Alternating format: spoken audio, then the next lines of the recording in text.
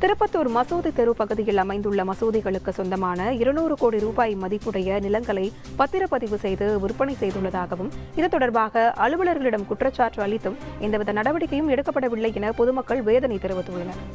சுமார் 200 கோடி மசூதி சொத்து திருப்பத்தூர் ஆல்ரெடி 9 மாசமா எல்லாருக்கும் இது மாதிரி சொத்து அபகரிச்சிருக்கிறாங்க முத்தோலிகர்ன்ட்டு மனு கொடுத்திருந்தேன்.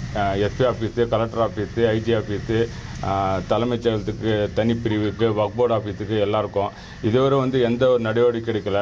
நம்ம ஜோசப் அவரும் வக்ஃப் போர்டுக்கு லெட்டர் அனுப்பிச்சிருந்தார். 5 நாள் நடவடிக்கை எடுக்கிறேன்ட்டு ஆல்ரெடி பேட்டி கொடுத்துட்டு போனார் சிறுபான்மை ஜோசப் ஐயா அவர்கள். இதுவரை யாரும் நடவடிக்கை எடுக்கலை. இந்த மசூதி சொத்து மசூதிக்கு மறுபடியும் சேரணுன்னு இதுவரை நாங்கள் கஷ்டப்பட்டுக்கிறோம். போர்டு இல்லைன்ட்டு வக்ஃப் போர்டுக்கு நிறைய முறை போனோம். போர்டு இல்லை, போர்டு போட்டு பின்னாடி வாங்கினாங்க.